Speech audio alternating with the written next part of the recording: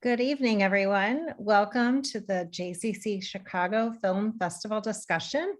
My name is Francine Ephraim, president of Hadassah Chicago North Shore, and it is my honor to facilitate our discussion this evening.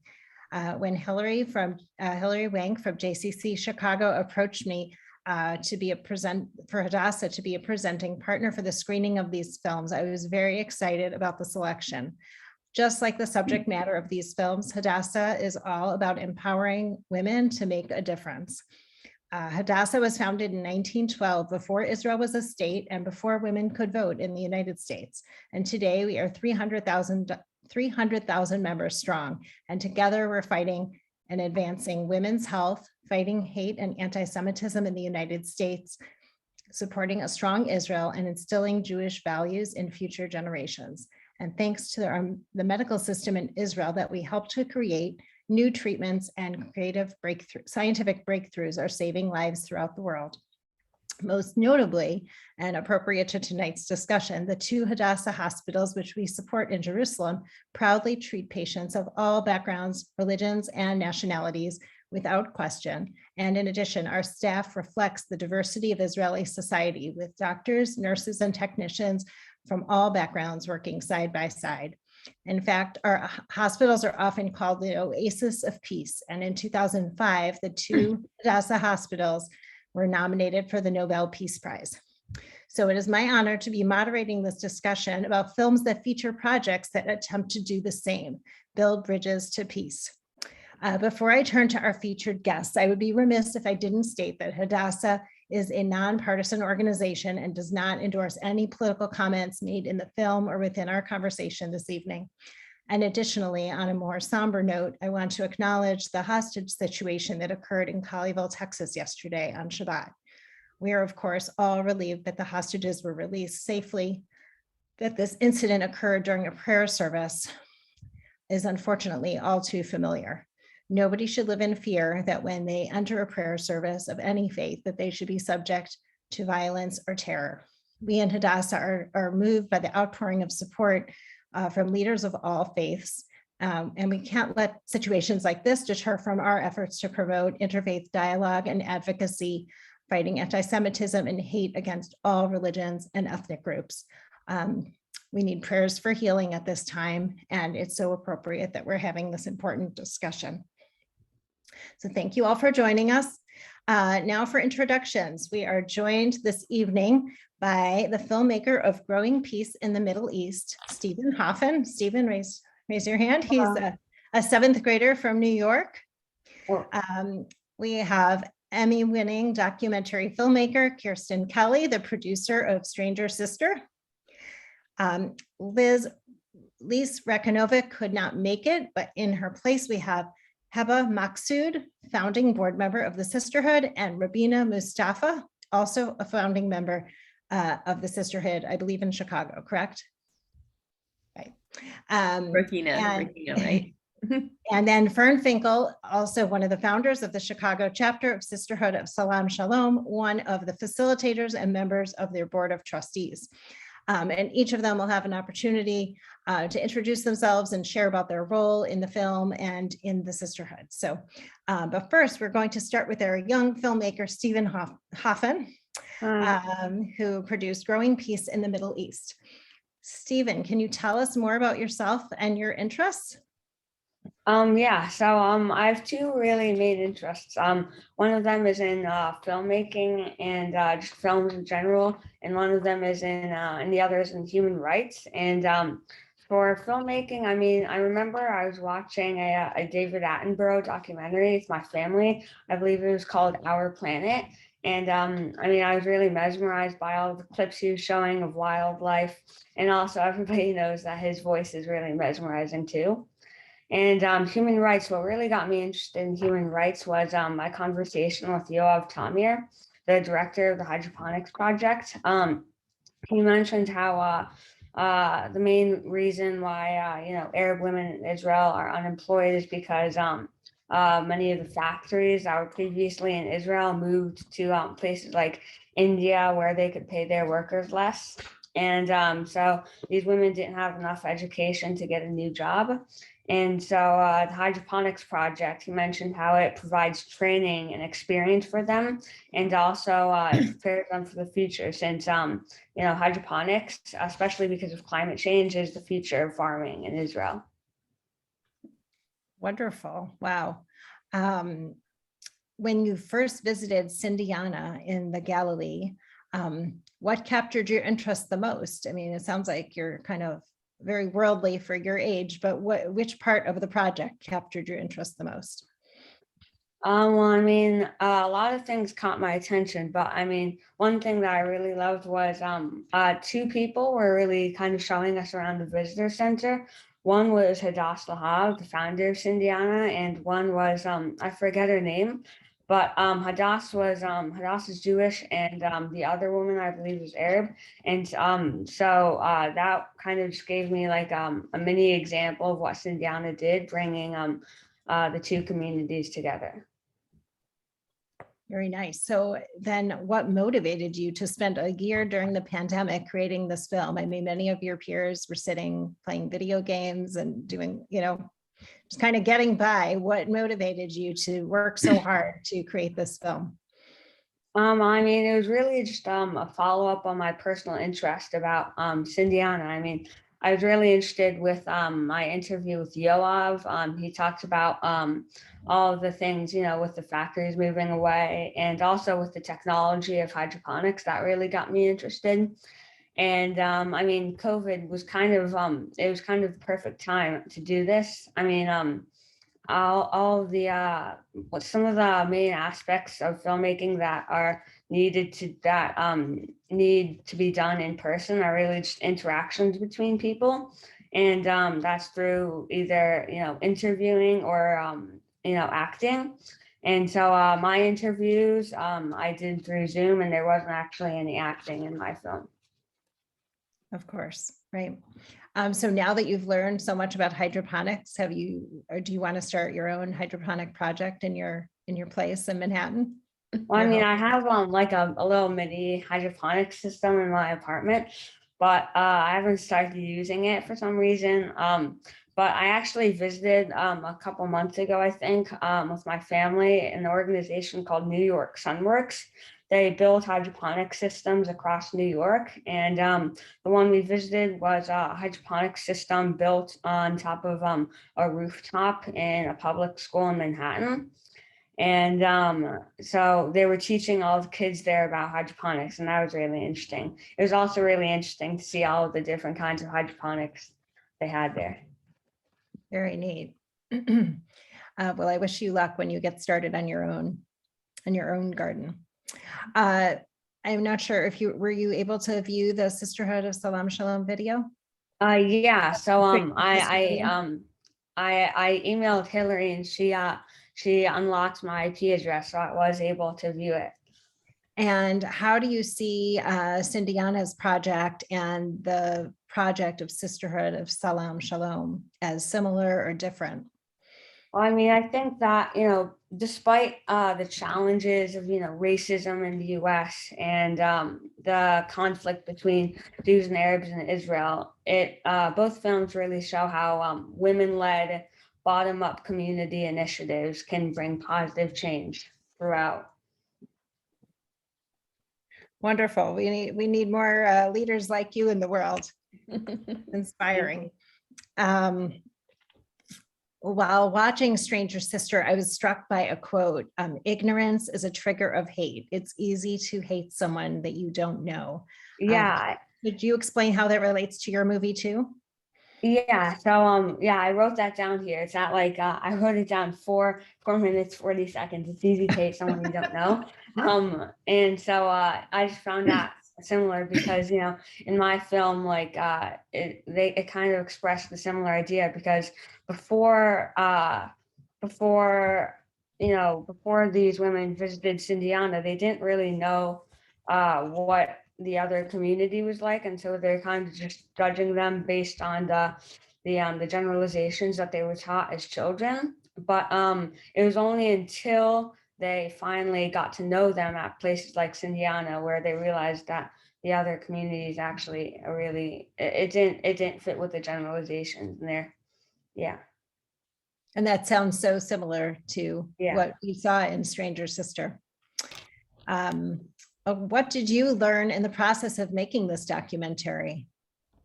Well, I mean, I learned a lot of things. I think one of the main skills I learned was, you know, how to write good interview questions.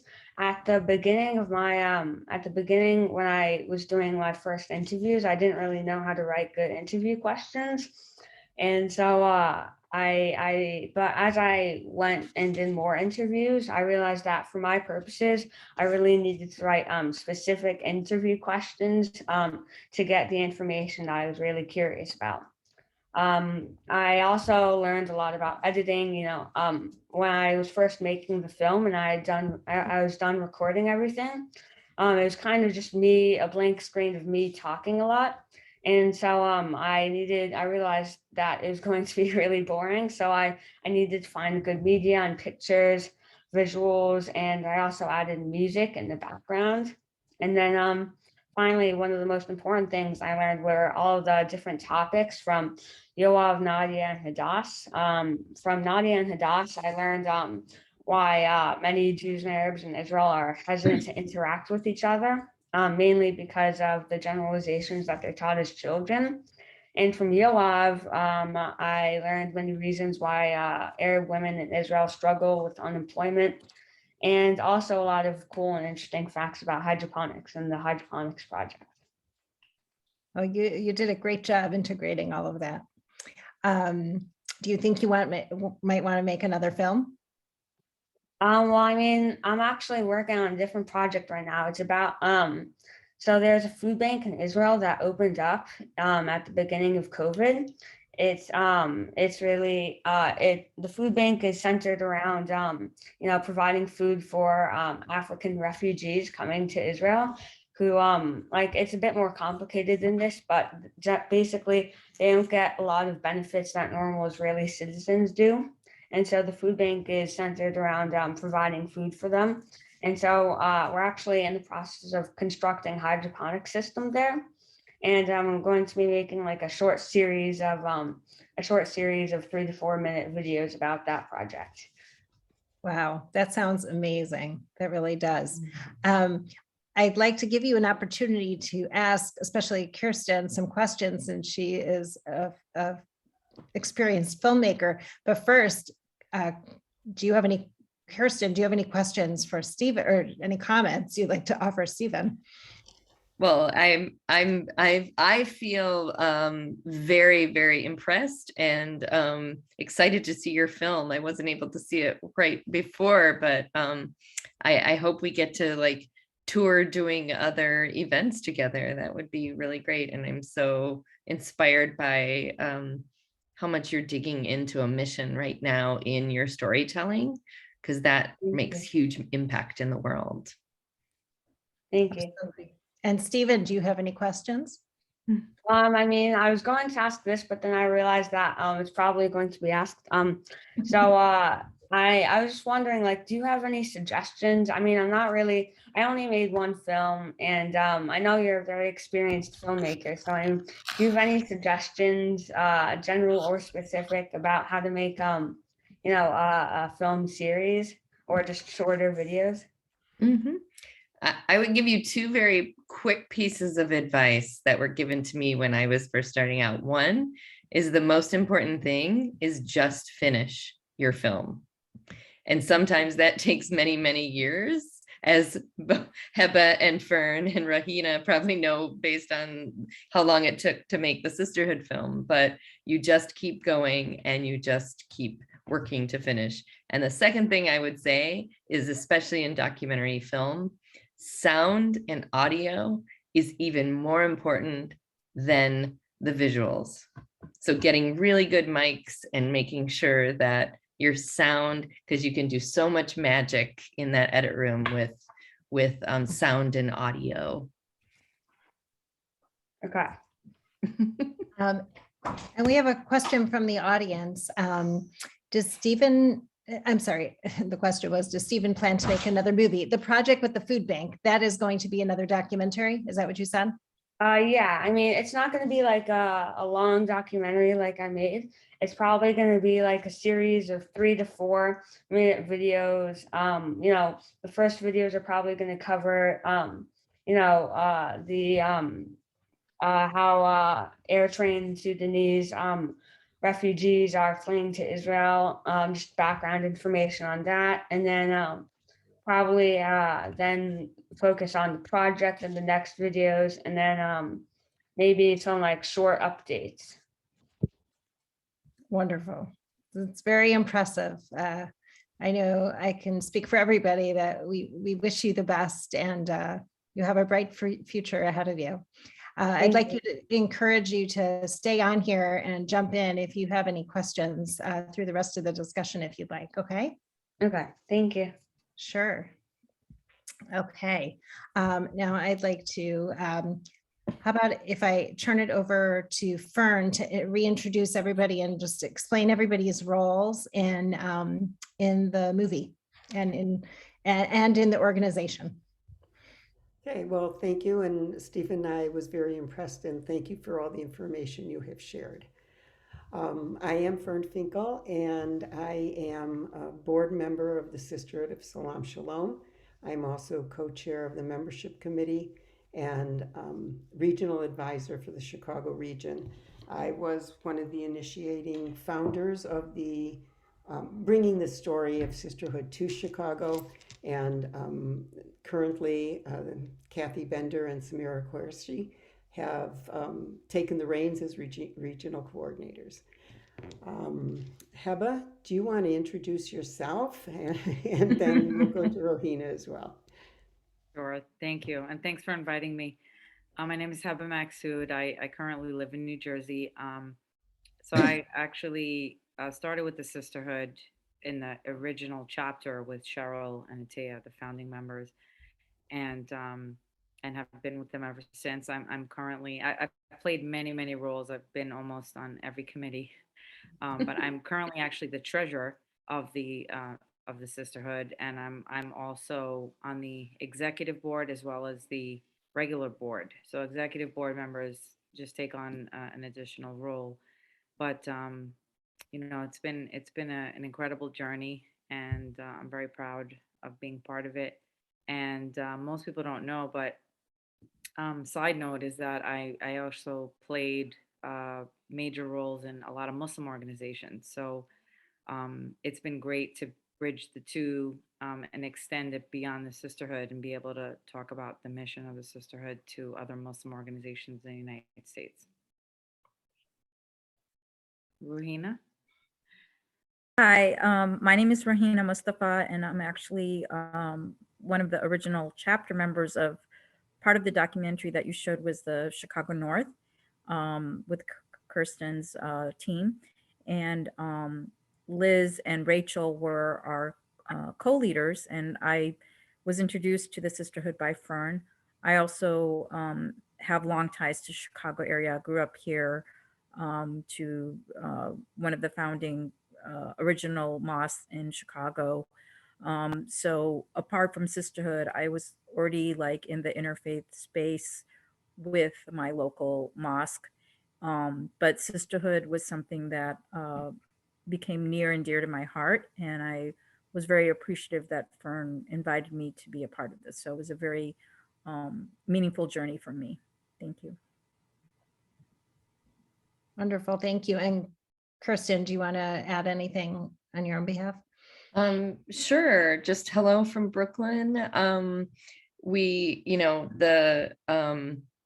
The film really came about when I focus on women-inspired, often social justice stories in my work, and was really looking in 2016 for something hopeful. There was a lot of chaos going on, a lot of uncertainty, and I saw the New York Times article that featured the Sisterhood's annual conference, and my film partner Katie and I both just, our mouths were open. We got on the phone and tracked down Cheryl and Atea right away, and said, we would really, really love if you'll let us come and spend some time with you. We would love to tell your story and help spread and amplify your mission. So, 4 years later now, 5 years later, it's really over the last year, obviously we've had COVID and the film festivals kind of shut down.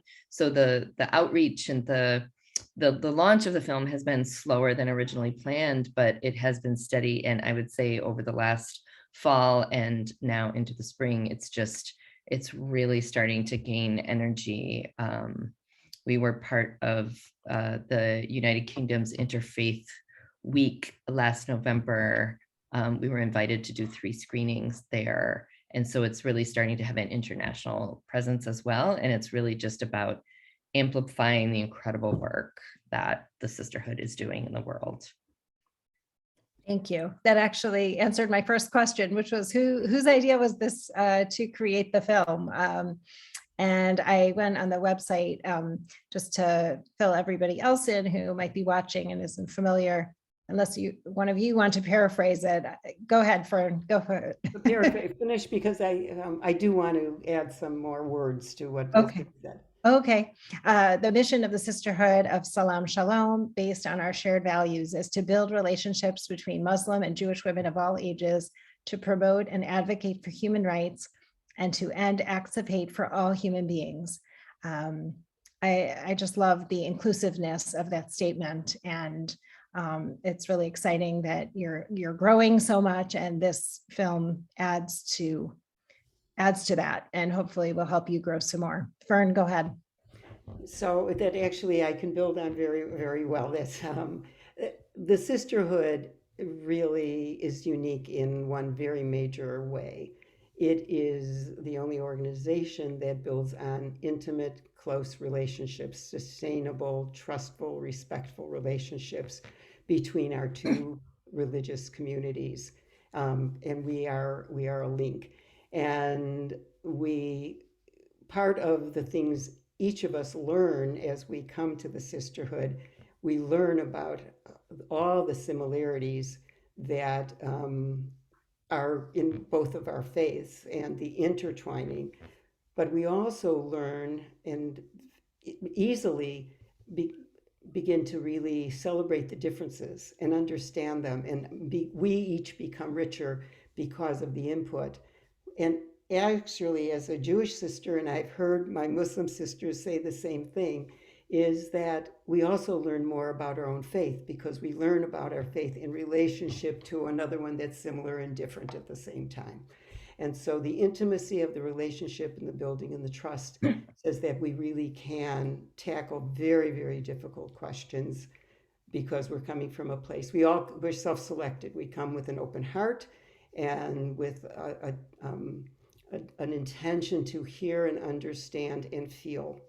And so it is a very, very special organization, and all of us, I believe, get more than we ever expected out of it. I know that it has impacted my life, and I'm older, and I'll tell you, I never expected to have so many new relationships and meaningful relationships that the Sisterhood has brought. Thank you. This is a question for all of you who are in the Sisterhood. At one point in the film, there's mention about how if you have conversations about difficult topics and then you're allowed some time to recover from those difficult conversations and conflicts, that helps build the opportunity for building understanding and long-term trust. Can you share how that kind of plays out in real time? Like, I don't know if you have any specific examples that you can think of, or something you could share about that. I could share one. So it's no secret. I'm very, I'm very vocal about, what's going on in Palestine and Israel. And a couple years ago, me and Fernie were in a room and we had this very difficult conversation. The board had to have a very difficult conversation about what positions we were going to take, what we were going to say publicly. And I was actually surprised. I mean, first of all, I call her Fernie because I literally I think of her as my sister, like literally. and Egyptian, and then Egyptians have this way of cutesifying people's names. And I was surprised because I heard Fern's views, and I realized like I totally didn't agree with them. But I actually just told her that. I was like, I don't agree with your views, but I still love you. And that's really the crux of the sisterhood, right? Because we continue to grow. I mean, that was a really tough conversation, and we worked through it, and it just taught me so much more about life, right? Like how to tolerate all differences, regardless religion, not religious. Um, and it really just really, I feel like education, learning about each other is really what makes people grow and live peacefully with each other. And we could see that in our country right now. Like our differences, regardless of racism or religion or, sexual preferences, is really tearing a lot of groups and people apart and causing violence. And I just feel like the formula that we have, which is tolerance, even if you don't agree, but understanding and knowing how that other person feels, and not necessarily having to agree with them, but still being able to, like, deal with them peacefully and love them just as much, is what I think, all religions are about. So I mean, I truly believe that God created us different for a reason. So and that's actually your true faith, is in being able to appreciate that, for God's creation. So that's my views. Thank you. That's beautiful. Rohina, did you want to add anything? So at the local level, I was at the chapter level. So Fern talked a little bit about, this is an intimate group of women. So most of the chapters would be, between 12 and 16 women. Usually we tried to have half and half, but sometimes it was, more or less, depends on, who could come. One thing I liked about our chapter, and we tried to always encourage women who had children, women who don't have children, married, not married. It was very inclusive, which I really loved, because as a divorced person, newly divorced person, I felt very welcomed in that space. And also, I grew up in Chicago. Actually went to public school and also Catholic school. So even though I had some experience around some Jewish people, I really didn't know specifics. So coming to the sisterhood, I learned more about the Jewish faith and the traditions. And we would share, like in the film, you see, we're having Passover together, and that was at Rachel's home, and I was there. And, we had iftar together, which is during Ramadan, breaking of the fast. So we shared each other's holidays, we shared each other's traditions, we shared prayers and songs. And I actually went to some of the national conferences. So it was just like a whole spectrum of sharing and making such good friendships, and just having that, really, I mean, it sounds, just cliche, but we really had a sisterhood. Like, it wasn't just women in the same room, it was a sisterhood, and you could feel that energy and the love in the room, whether it be in somebody's house or when we had a regional meeting or at the national level. You could really feel that presence that we all had, and learning from each other, having difficult conversations. I think over the last year, 2020, 21, we, did more Zoom stuff. Some people have, gone back to some in-person stuff, but a lot of us still are just doing Zoom. So it's not the same feeling that we had when we first started. But what I love about the sisterhood is we keep going, we keep evolving, we're resilient. And that's the part that I love the most, that we just share this love for each other. And whatever difficult conversations we're going to have, we know that we still love each other, whether we agree or disagree. And so that's the best part of the sisterhood to me. Thank you. Sure. Thank you both for sharing. This is a question for any of the four of you. I was struck by the number of hate crimes and incidents that at synagogues or mosques that seem to occur during the actual filming and production of the film. How did all the women, cope with those, and how did it impact your relationship each time one of those incidents happened, whether it was at a synagogue or a mosque?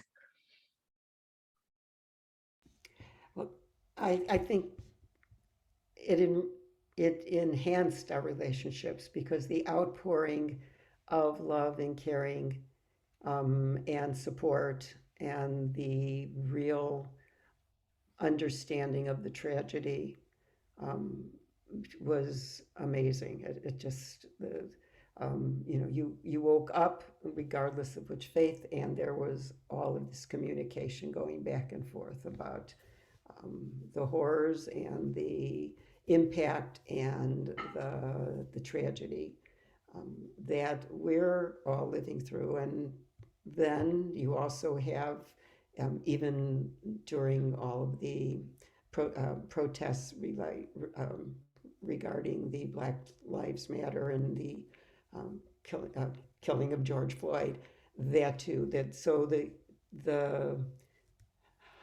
the passion against hate and hate crimes extends. It's throughout. So that kind of united you over anything else. I guess it validated and confirmed the relationships that were there, because when something happened, you reached out to your sisters and you gave them whatever comfort you could. Okay. Hebba or Rohina, do you want to share anything on that note, or Kirsten? Yeah, I mean, I was just going to share that, God, you're right. It seems like there was always something going on, but just to, sort of piggyback on what Fern said. So there were incidents, obviously, like what happened, internationally, as in terms of the murder of the Muslims in the mosque, and there's a lot of incidents that don't go reported from Muslims, unfortunately. As I mean, I was actually the admin for our Facebook group, and I would never see anybody post things, so I would just sort of like start. But I felt like negative Nelly, like always posting this bad news. But I sort of like wanted to showcase this work, because unfortunately, um, if you don't sort of tell people this is happening, then we can't understand what the problem is in order to fix it.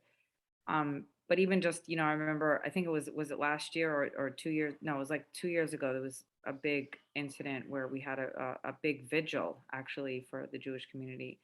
And it was like this whole underground network of like a bunch of chapters that like tried to get everybody to go to their local synagogue to support what was going on.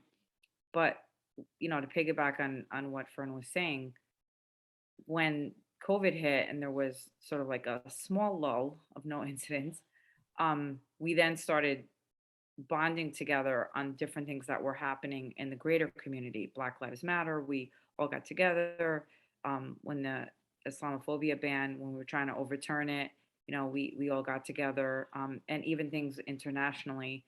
So when the attack, on the mosque in El Quds in May, which happened during Ramadan, a lot of Jewish sisters like reached out to us and said, you guys okay? What's going on? So there's this constant like support of each other, even if it's not necessarily related, right? So like El Quds, like, that might affect some people because emotionally it was very disturbing, but at the same time, you know, not every single Muslim is sort of like related or is affected by what happens overseas. Like that's a fallacy. Like everybody thinks every Muslim cares about what happens in Israel, but that's not true because Muslims come from over 50 Muslim majority countries, and everybody sees it differently. But sort of using that to learn about each other and what's important and why is a really big part of why we're so successful because we're all willing to listen and understand more about each other. So I feel like all these incidents always pull us together. I've never seen anything that has pulled us apart or has created some kind of divisiveness. The ones that actually sort of pull away when these incidents happen are the ones that aren't willing to listen. And those are the people that quite frankly shouldn't be part of the sisterhood, So whether they have extremist views, Jewish or Muslim, you know, that's exactly what we're trying to combat against. We're trying to get people to have open minds and listen to each other. And so I've seen all of these incidents actually do that for us. They've always have us grow from it. And as a matter of fact, I mean, right now it's tough just because we haven't been seeing each other in person. But from what we can understand, the sisterhood has actually continued to grow throughout the years organically, without any, outward marketing to try to recruit anyone. And even not seeing each other, it's sort of like stayed the same. It hasn't dwindled. So. That's great to hear. Kirsten, did you want to add anything from your perspective? Yeah, I mean, I will say, like, one of the things that continues to just inspire me personally, and that I, really take away from every discussion I have, with the sisters who I know well, who I don't know well, is, this that phrase of like coming to something with your armor down, and the intentionality in building relationships. And that's really just personally like what I take into my life right now and really try to listen to. And then I would say, and editorially with the filmmaking, we had to very quickly pivot to what the original film was going to be. I mean, we were thinking it was going to be a 10 to 15 minute film, and kind of really focusing on the time right after, the 2016 election, and, when the Muslim ban happened in 2017, and just the swell of strength and response that the sisterhood had.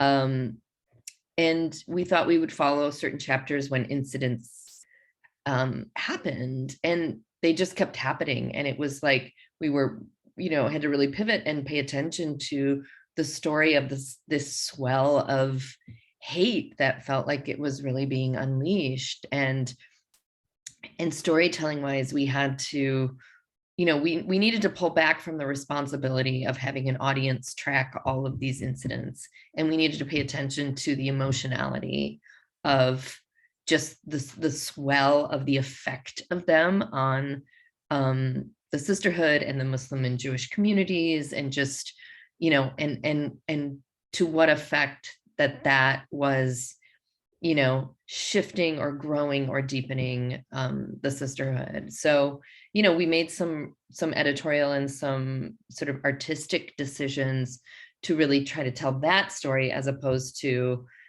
on this date, this incident happened, this is what happened, and then on this date. So you weren't tracking dates, you were sort of tracking this whole swell of, what was happening. So. Well, you did that very effectively. At first, when I read the summary, I was really expecting it to focus really exclusively, or the summary, and maybe it was the trailer too. It was very focused on white supremacy and the Muslim ban. But as I watched the film, I realized that it was much more than that. And so you did a great job at putting it all together and telling that story. We have a few questions from our online audience here, so I'd like to switch over to those to make sure we have enough time. A question for the members of the sisterhood. Time is scarce. This is from Darius. Time is scarce. You have specific issues that you feel strongly about, and you probably want to see those controversies resolved in particular ways. Why is it important to you to give your time to an organization like the Sisterhood instead of advocacy organizations that are specifically working to achieve your preferred policy outcomes? So I will undertake it first. First of all, the Sisterhood does do some advocacy, and we partner with or support the activities.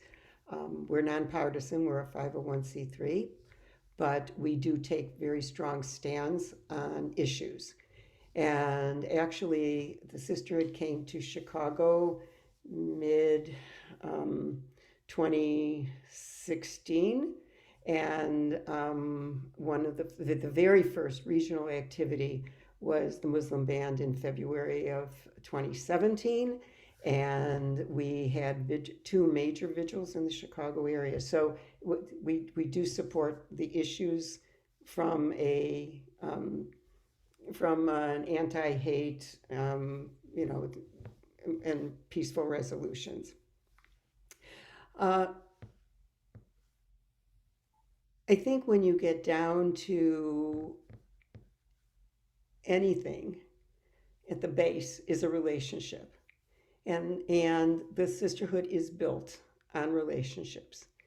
And our two communities, much as Stephen said, we've grown up and heard stories within our communities, about our community and about other communities and the interaction. We have schools and religious training that tells stories. And what we've learned, what I really cherish in the sisterhood, is that we bring our stories to the sisterhood and we expand on them and we get more input. And so by doing that, then I can more clearly define what it is that I want to advocate for. But at the base, I'm advocating for the mission of the Sisterhood of Salam Shalom. And if it could work, I actually think that it's critical that we survive and that we move on. And I forget your exact words, Hebba, but they were really clear in that the sisterhood is proving the mission, right? We are proving that Jewish and Muslim women who have different opinions, different perspectives, different input, can come together with the intention that we will work through those issues and that we will build a relationship on our values and what is common between us. And we will, in the process, learn more about ourselves and learn about each other and each other's faith groups. And the rest of that quote about it's easy to hate somebody you don't know is that, or that the research that showed that is that, but when you know somebody, then those feelings, and you love somebody, then those feelings for that person-to-person relationship expands out and it ripples out and it includes the communities. So we really are advocating for our mission. So am I hearing you right? They go hand in hand. Yes, they go hand in hand. How about Rohina? Do you want to add anything to that? Up to you. Yeah, I wanted to add, without like trying to get into the big scope of who we are today, because we've actually grown a lot, especially during the era of Trump's presidency. But what happened was, especially during COVID, is that a lot of things were also happening internationally. And I mean, Fern knows this better than anybody here because me and her were on that committee together where we were like, let's define ourselves before things go crazy. But when Black Lives Matter happened, we wanted to obviously support that. And, or even before that, because we had actually done a civil rights tour, as you saw in the film. And, we basically, wanted to support other groups that were sort of being subjected. But without getting off the topic, what happened was we started getting lots of groups that wanted to support the Rohingya Muslims and wanted to support the Uyghur Muslims. And, we have large number of sisterhood members who actually support the undocumented workers. And my own daughter at age 17 hopped on a plane by herself with 50 plus women who are all over the age of 50 in the middle of Arizona to protest at the border. I mean, that's the power of the sisterhood, right? So we do advocacy work like that. But, we also can't be everything to everyone. And so the way we positioned it was we decided, our core values are the same. We care about our two minority religions having the freedom and the safety to practice our faith without feeling like we need to, worry about others harming us. So that was our core mission. But for those who wanted to sort of like extend and help others, that's up to them. We created, unique structures to help those women work on advocacy together. But that's not core to what the sisterhood is. It goes back to we are women who care about our faith and want to practice it by, various ways, X, Y, and Z. Why I choose to put all my time here, and I do put a lot of time into the sisterhood, is because I literally at one point in my life as a Muslim in the United States, and I was born here and I've lived here my whole life. I'm a visible Muslim. I really felt unsafe sometimes. Not unsafe in the sense that, someone would hurt me, but just that I just didn't have that freedom anymore to be Muslim in the United States. And that really bothered me. And the mission of the sisterhood is no, because we're not going to let, the Holocaust happen again, is we're going to protect your faith. And that really resonated with me. So that's core to why I do what I do. I want to be with people who want to protect their faith and their right to practice that faith in this country. And I really believe that women have the compassion, the empathy, and the smarts, quite frankly, to do that. And, that's why we are who we are. I mean, that's why I choose to focus on that. I mean, do I care about what other advocacy groups are doing? Absolutely. But, I don't want my toe in everybody's pond. I feel like the most important thing in what I do right now is I speak on the behalf of women. One thing that I do is I actually do a lot of public talks, and I always hear from a lot of people like, "Wow, we never hear from Muslim women." I'm like, "Well, I'm right here." So, Kristen gave us that voice, right? I think I remember when we went on the civil rights tour in Alabama, and the news were down there, and they were like, "We've never seen Muslim and Jewish women together. This is going to be like, prime prime time ratings, for Alabama News Network." And that's exactly right. Like, we're just there to sort of like speak up, but not necessarily just for our faiths, but through our faith and that lens for other marginalized groups. But that's not maybe core to our mission, but it's part of who we are and what we do on a daily basis. I just want to jump in real quick. Thank you, Hebba and Fern, for this discussion. But I just wanted to say that because we were at the chapter level and we had those relationships, right, that you could build on, and that caring, whenever something happens, I would reach out to my Jewish sisters. If something happened to us, our Jewish sisters would reach out to our Muslim sisters. We had a relationship. It wasn't just a group or something you do once in a while. We had a relationship. And I think that's what the basis of the sisterhood is that we have those personal relationships. And so it's not being in like a regular advocacy group where you might see somebody once a month. You may not even know who's in the group. We knew each other and we had each other's back.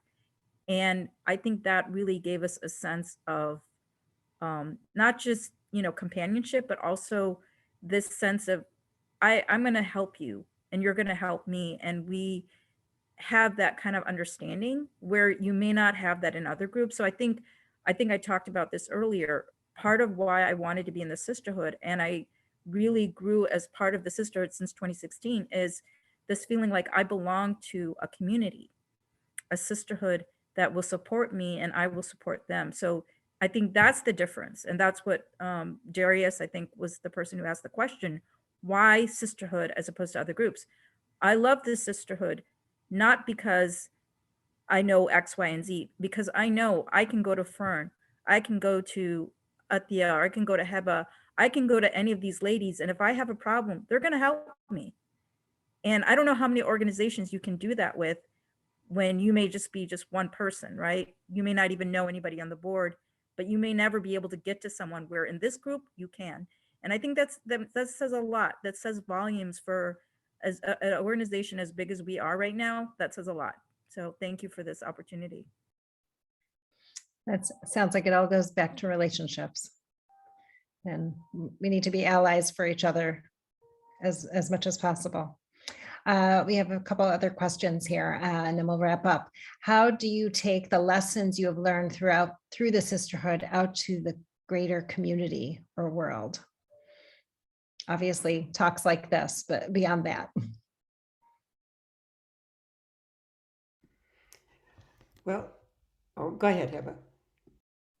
No, I was just going to say, so I made it a mission after, 9/11 to educate people about Islam in a very personal storytelling way. So about once a month for the last literally 15 years, I'm either at a library or most recently on Zoom, and I talk about, something about Islam, not from a proselytizing point of view, but more like, hey, did you know this? And one of the things that always shocks people is when I tell them about sisterhood, because I always get like these like, what? Muslims work with Jews? Like, shocker. And I love talking about sisterhood because what I do is I basically invite them to think different. Like, do you only assume things that you're told, like on television or through the media? Like, look beyond what you're told every day. Look around you and you'll be shocked because people are deeper than that. And I think that's really what I've done with the sisterhood is share that, that's something that you would never imagine, like a woman just really disturbed about Islamophobia because of her own experiences of anti-Semitism started with like knocking on the door of a mosque, and now almost 10,000 women later, we're one of the strongest organizations in the United States. Like, and when I tell people that story, it's really inspiring. They've shared that with me, so that's what I've done to share the mission. Anybody else want to add? Yeah, I just had on mute.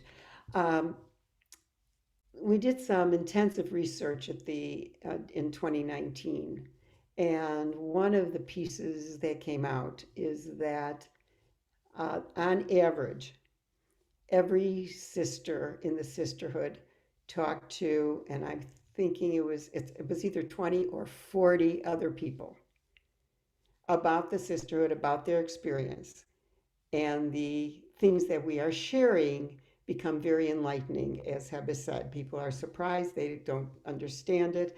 And so we each talk about our experiences, we share our experiences, we invite our family and friends to some of our programming.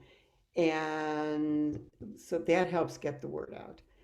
But also the sisterhood, as we've grown and expanded, we have gotten stronger in spreading our statement and spreading our information.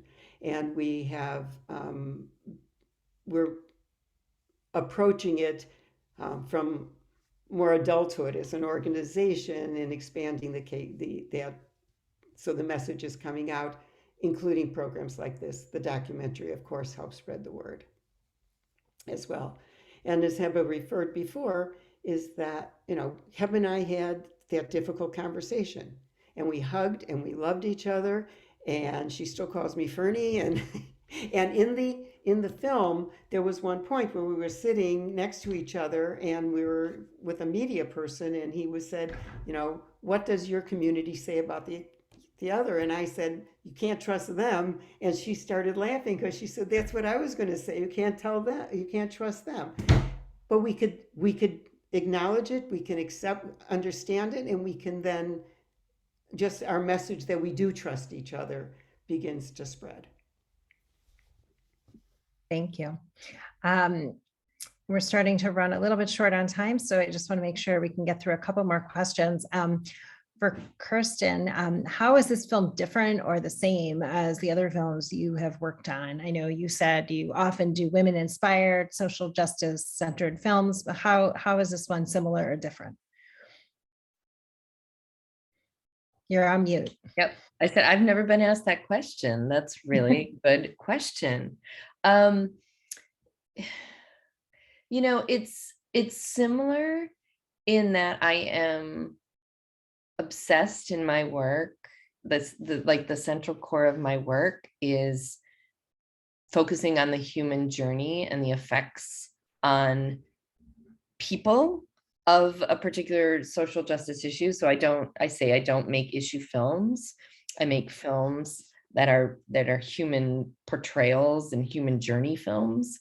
They often are attached to some kind of social justice mission or issue or problem or obstacle. So I think in that it's very similar. I think it's different in that, I was spending so much time, Katie and I were spending so much time in various different chapters. We were in people's homes, invited in, trusted to spend time and have the camera there, which takes a lot of trust. And I think that what I saw became very personal to me. I mean, inspiring in that it made me look at the relationships in my own life, the divisions in my own family, my own life, my own faith. You couldn't help but catch the passion and the commitment. And I really feel like, much how Fern says, looking deeply at another's faith and building a relationship based on curiosity and respect and trust. That just completely infected me and Katie, I know, as well. And so I felt like this, more than any film I've made, just personally was a gift. That's wonderful. That is And to the rest of you, I would like to know, how did working on the film change you, or change anything about your perspective for your organization? You obviously all have a lot of passion for the organization, and you always have, but how did working on the film change anything for you? I don't know that it, oh, go ahead, Rohina. Unmute. You're muted. Oh, did you want to say something, Fern? No, you go ahead. Okay, I just want to say that I remember at Passover, Kirsten, you guys were there, and I just remember, we had to sign some waivers or whatever. I can't remember exactly, but I think what I tried to do is just tune you guys out, to be honest, because I was just so focused on what was happening. I was trying to be in the moment, and so I think what Kirsten tried to do is, we were there to have our meeting and to have our gathering, and she was observing and telling the story of what was happening. So I feel like they kind of blended in the background, and it didn't really feel like I was there on camera. It just felt like I was at Passover at Rachel's house, and we were having our Sisterhood chapter meeting for Passover, for instance. And so that, I think that was the nice thing about the filming. It didn't feel like there was somebody watching us. It felt like they were just, telling our story in a very objective way. And I think that was very sort of reassuring. And it didn't feel like, it didn't feel obtrusive. I'm not sure if I'm using the right word, but Fern, maybe you could add to what I'm saying. Oh, you said it very well, because I was going to say the film happening didn't impact me. And we were into our own world and doing what we were there for. And Katie and Kirsten were wonderful, and they became sisters. And we shared lots and lots of very special moments with them. And then seeing the end product, I could really appreciate their artistic abilities, but also their emotional abilities, because they pulled the very poignant pieces from our gatherings.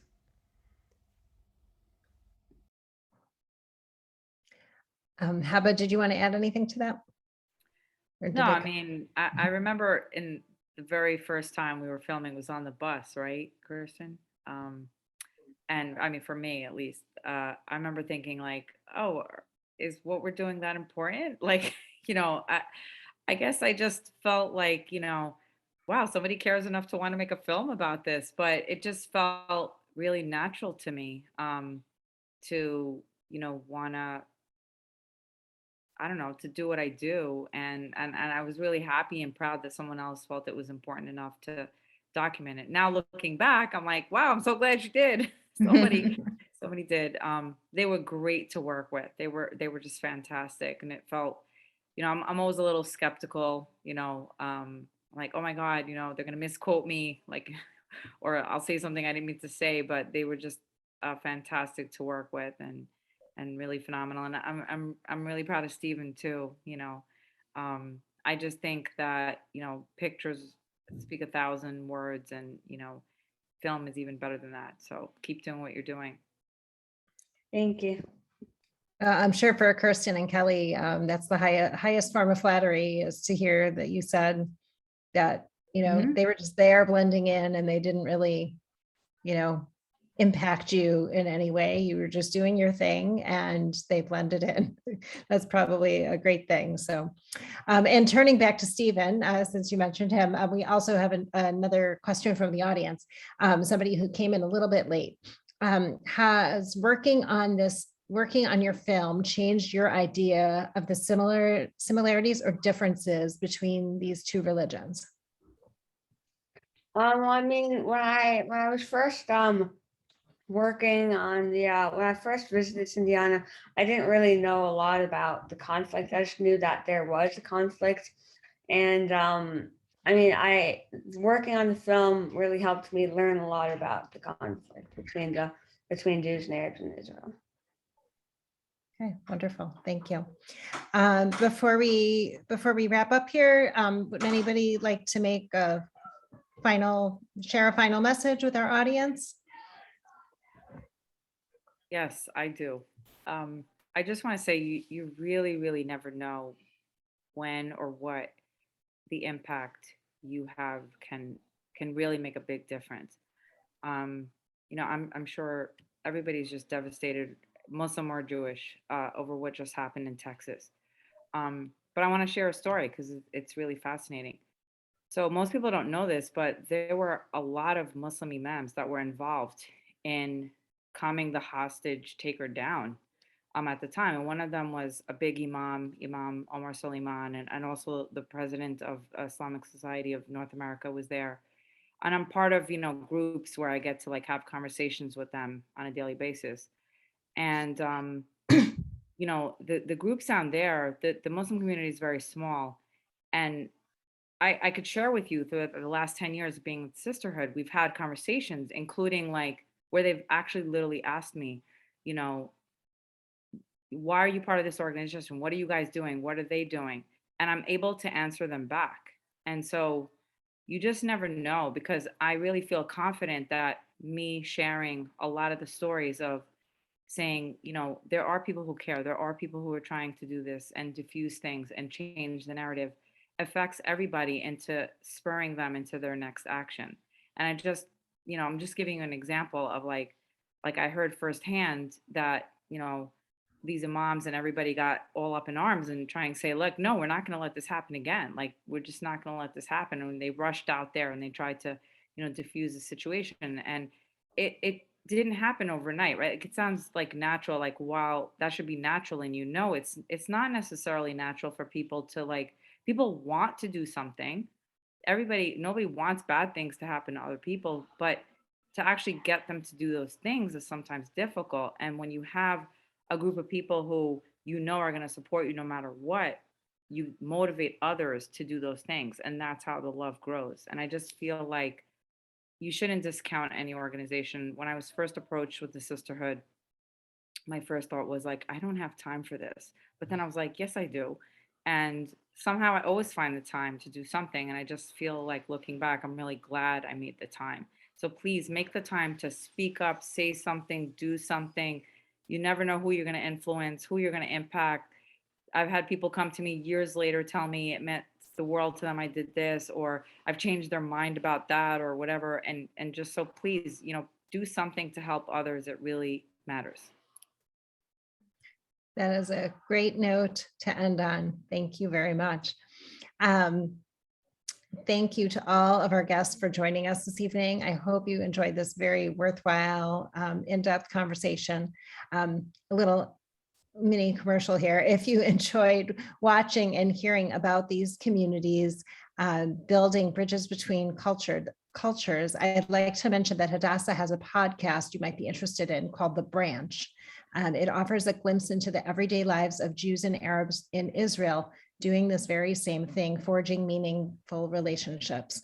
It's presented by Hadassah and hosted by Dina Kraft. And the podcast, The Branch, shines a light on the stories of people living the example of a shared society together, even though it is, yes, complicated. If you want to look into the branch, go to www.hadassah.org, search for the branch, or you can even look at it just on your regular, wherever you get your other podcasts, you can find us. And it looks like a few other people are posting messages. Oh, Hillary, you put the link in the chat. Thank you. So thank you very much. And hope you all have a great evening. Keep doing great work.